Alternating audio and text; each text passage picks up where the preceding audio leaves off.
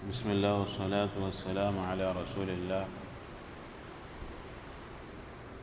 قریش کو جب معلوم ہوا کہ حضرت حمزہ اور حضرت عمر رضی اللہ عنہما نے اسلام قبول کر لیا ہے تو ان کا ظلم سرکشی آہستہ آہستہ کم ہونے لگی، کیونکہ وہ جانتے تھے کہ اگر ہم مسلمانوں پہ ظلم کریں گے تو ہم خود بھی مار کھائیں گے۔ پہلے مسئلہ ایسا تھا کہ ہم مارتے تھے، کوئی ہمیں مارنے والا نہیں تھا، کوئی ہمارے آنکھوں میں آنکھ ڈالنے والا نہیں تھا، لیکن ان دونوں کی اسلام قبول کرنے کی وجہ سے اب ہم جانتے ہیں کہ جب بھی ہم حملہ کریں گے یہ دونوں پلٹ کر ضرور وار کریں گے، تو اس کی بنا پر ان کا ظلم تھوڑا کم ہوا۔ لیکن چونکہ دشمنی ہے، دشمنی نبھانا ہے، اس کے لیے کیا کرنا ہے سوچ کے بیٹھتے ہیں، سوچتے ہوئے بیٹھے رہتے ہیں۔ کعبہ کے پاس ایک مرتبہ بیٹھے ہوئے تھے کہ عتبہ بن ربیعہ وہ سب قریش کے پاس جاتا ہے، جتنے بھی سردار ہیں ان کے پاس جا کر کہتا ہے کہ میں ایک رسول اکرم صلی اللہ علیہ وسلم کے سامنے پیشکش کرتا ہوں، شاید کہ وہ میری پیشکش کو قبول کر لیں۔ تو اس قریش نے کہا ٹھیک ہے، آپ کی مرضی، آزما لے اپنے آپ کو، جائیے دیکھیے۔ رسول اکرم صلی اللہ علیہ وسلم کعبہ میں اپنی عبادت کر رہے تھے کہ عتبہ بن ربیعہ آپ صلی اللہ علیہ وسلم کے پاس پہنچتا ہے اور کہتا ہے کہ میں آپ سے کچھ بات کرنا چاہتا ہوں، آپ میری بات کو سنیں گے؟ تو آپ صلی اللہ علیہ وسلم نے کہا کہ ہاں میں سنوں گا، آپ سنائیے۔ تو عتبہ نے کہا کہ اے بھتیجے، تم ہمارے معبودوں کو برا بھلا کہتے ہو، ہم سے تم نے دشمنی کر دی ہے، تمہارے وجہ سے کتنے رشتہ دار الگ ہو گئے، باپ بیٹے سے الگ ہو گیا، بیٹا جو ہے ماں سے الگ ہو گیا ہے، رشتے میں بڑی درار آ گئی ہے، اس کے ساتھ ساتھ تم ہمارے آبا و اجداد کو گالی برا بھلا کہتے ہو، بیوقوف کہتے ہو، اور ہمارے معبودوں سے عبادت کرنے سے روکتے ہو۔ اگر تمہیں مال کی خواہش ہے تو بتا دو، ہم تمہیں اتنا مالدار بنا دیں گے کہ قریش میں آپ سے بڑھ کر کوئی مالدار نہیں ہوگا۔ اگر آپ کو سردار بننا ہے تو ہم آپ کو سردار بنا دیں گے، اور اگر آپ کو بادشاہ بننا ہے تو ہم آپ کو بادشاہ بنانے کے لیے تیار ہیں۔ اگر آپ پر کوئی جن یا بھوت سوار ہو گیا ہے جس کو آپ دور نہیں کر پاتے ہیں تو ہم آپ کی مدد کریں گے، ہم اتنا پیسہ کھپائیں گے جب تک کہ وہ جن بھوت آپ سے اتر نہ جائے تو اتنا پیسہ کھپائیں گے۔ اب یہی چار چیزیں جو ہے جس کی لالچ دی جاتی ہے، انسان کو کس کی ہوس رہتی ہے؟ ایک مال و دولت کی ہوس رہتی ہے۔ جیسے کہ اللہ کے نبی صلی اللہ علیہ وسلم نے فرمایا کہ انسان کو اگر 2 پہاڑ کے مانند بھی سونا مل جائے تو تیسری کے طلب میں رہتا ہے، اس سے پیٹ نہیں بھرتا اس کا، مال کی طلب، اس کے بعد دوسرا عہدہ اور منصب کی طلب، کرسی کی طلب۔ انسان کو اپنی ایک کرسی چاہیے، اپنا ایک سٹیٹس چاہیے رہتا ہے، اور تیسری چیز انسان کو شہرت چاہیے رہتی، لوگ اس کی واہ واہ کرے، لوگ اس کی تعریف کرے۔ تو ان تینوں چیزوں کو اللہ کے نبی صلی اللہ علیہ وسلم کے سامنے رکھ دیا گیا۔ آپ کو مال چاہیے، سرداری چاہیے، شہرت چاہیے، پیسہ چاہیے، جو چاہیے ہم آپ کو دینے کے لیے تیار ہیں، لیکن آپ اپنے دین سے، اپنے کام سے، اسلام کی دعوت سے رک جائیں۔ تو آپ صلی اللہ علیہ وسلم نے کہا کہ جو تم نے کہنا تھا کہہ دیے۔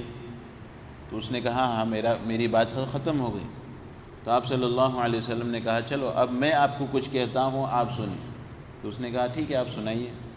تو آپ صلی اللہ علیہ وسلم نے سورہ فصلت کی تلاوت شروع کر دی۔ بسم اللہ الرحمن الرحیم، حامیم تنزیل من الرحمن الرحیم، کتاب فصلت آیاتہ قرآنا عربیا لقوم یعلمون، بشیرا ونذیرا فأعرض اکثرهم فهم لا يسمعون، وقالوا قلوبنا فی اکنۃ مما تدعونا الیہ۔ اس طرح جو ہے پوری سورت کی تلاوت کی، یہاں تک کہ سجدے کی آیت تک پہنچے، اور سجدے کی آیت پر پہنچنے پر آپ نے سجدہ کیا، اور اس کے بعد عتبہ کو کہا کہ جو میں نے آپ کو سنانا تھا، جو کہنا تھا، وہ قرآن کے ذریعے میں نے آپ کو کہہ دیا۔ عتبہ جو ہے وہاں سے خاموشی سے اٹھ کر چلے گیا۔ جب قریش نے دیکھا کہ عتبہ بن ربیعہ ان کے پاس آ رہا ہے تو قریش نے آپس میں ایک دوسرے سے کہا کہ جو چہرہ لے کر گیا تھا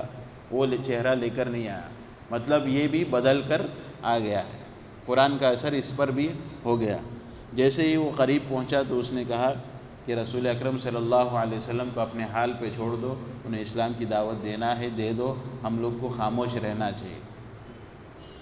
تو سب قریش والوں نے کہا کہ تم پر بھی قرآن کا اثر ہو گیا ہے، اس نے تم پر بھی جادو کر دیا، والعیاذ باللہ۔ تو پھر عتبہ کہتا ہے دیکھو اگر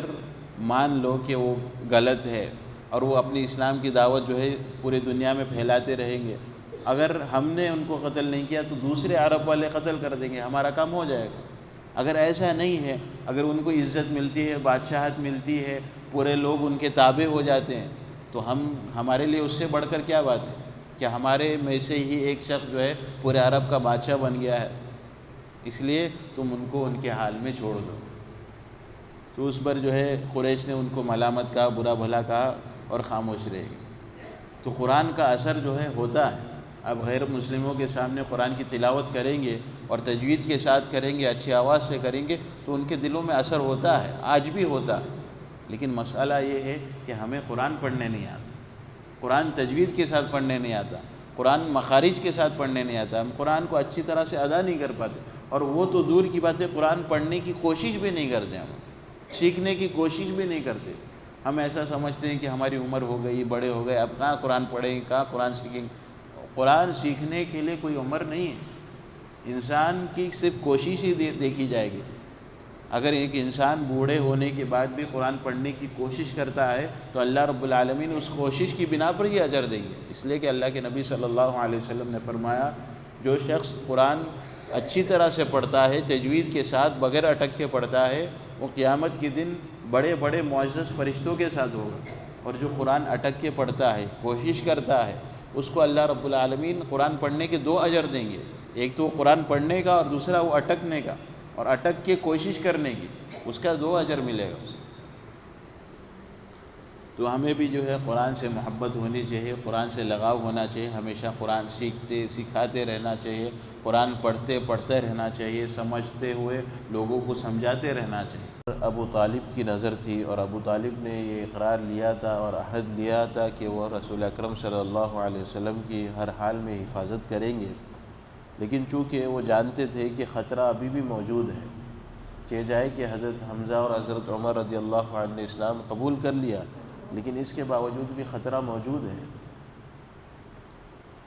کیونکہ اس سے پہلے آپ جانتے ہیں کہ ابو طالب کے پاس یہ پیشکش کی گئی تھی کہ جو ہے انہیں دھمکی دی گئی تھی کہ رسول اکرم صلی اللہ علیہ وسلم کو اپنے کام سے روک دیا جائے۔ اس کے بعد دوبارہ جو ہے ایک اور پیشکش کی تھی کہ عمارہ بن ولید کو ہم آپ کی سپرد کرتے ہیں، آپ اسے اپنا بھتیجا بیٹا سمجھ لیجئے اور رسول اکرم صلی اللہ علیہ وسلم کے ہمارے حوالے کر دیجئے تاکہ ہم اسے قتل کر سکیں۔ اس طرح کا معاملہ تھا، اور اس کے ساتھ ساتھ مشرکین جو رسول اکرم صلی اللہ علیہ وسلم کے ساتھ معاملات کرتے تھے کہ آپ سجدے میں جاتے تو آپ کے اوپر بڑا سا پتھر ڈالنے کا ارادہ کرتے، یا آپ کے گلے کو رسی سے یا کپڑے سے باندھ کر کھینچتے تاکہ آپ کو جو ہے یعنی آپ کا گلا گھونٹ جائے۔ اس طرح کا معاملہ جو ابو طالب دیکھا کرتے تھے تو ان کو ڈر تھا کہ کہیں نہ کہیں اگر مشرکین نے حملہ کر دیا تو کون بچا سکتا ہے۔ ٹھیک ہے حضرت حمزہ ہے، حضرت عمر ہے، لیکن بچا کون سکتا ہے رسول اکرم صلی اللہ علیہ وسلم۔ تو اس کے لیے انہوں نے کیا کیا کہ اپنے جد اعلیٰ جو دادا کی یعنی پردادا جو تھے عبد مناف، ان کے خاندان سے جو نسل نکلی تھی ہاشم اور مطلب، ہاشم اور مطلب جو خاندان نکلا تھا، 2 خاندان، ان دونوں خاندانوں کو جمع کیا اور کہا کہ رسول اکرم صلی اللہ علیہ وسلم کی حفاظت کرنا یہ ہم سب کی ذمہ داری بنتی ہے، کیونکہ ہم ایک ہی برادری کے ہیں، ایک ہی خاندان کے ہیں اور ہمارے جد اعلیٰ ایک ہی ہیں عبد مناف، لہٰذا ہم سب کی ذمہ داری بنتی ہے کہ ہم اپنے نبی کی حفاظت کریں۔ آج سے پہلے میں حفاظت کرتا تھا، میں کوشش کرتا تھا کہ ان پر کوئی آنچ نہ آئے، لیکن اب کے بعد سے ابھی تمہاری بھی ذمہ داری بنتی ہے، کیونکہ میری بھی عمر بڑھتی جا رہی ہے، میں ان کو یعنی وہ چیزیں برداشت کر نہیں سکتا یا برداشت نہیں کر پاؤں گا، اس لیے میں تم سب کو جمع کر کے یہ تمہیں تلقین کرتا ہوں کہ رسول اکرم صلی اللہ علیہ وسلم کی حفاظت کی ذمہ داری ہم سب کی بنتی۔ تو اس پر دونوں خاندان نے حامی بھری اور کہا کہ ٹھیک ہے ہم ضرور رسول اکرم صلی اللہ علیہ وسلم کی حفاظت کریں گے۔ صرف ایک ابو لہب نے انکار کر دیا جو کہ شروع سے ہی دشمن تھا اور اس کے متعلق سورہ لہب بھی نازل ہوئی تھی، تو اس نے اس وقت بھی انکار کیا اور کہا کہ میں رسول اکرم صلی اللہ علیہ وسلم کی حفاظت نہیں کروں۔ یہ جب میٹنگ ہو گئی اس کے بعد مشرکین نے دیکھا کہ رسول اکرم صلی اللہ علیہ وسلم اپنے مشن سے رک نہیں رہے، انہیں کسی طرح سے بھی روکا جائے، چاہے قتل کے ذریعے ڈرا کے یا جو بھی حربے استعمال کیے جائے، آپ اپنے مشن سے نہیں ہٹ رہے، آپ اسلام کی دعوت مسلسل دیتے جا رہے ہیں۔ اب اس کے لیے دوسرا کیا حل ہو سکتا ہے؟ تو انہوں نے کیا کیا کہ رسول اکرم صلی اللہ علیہ وسلم کے خاندان والوں کا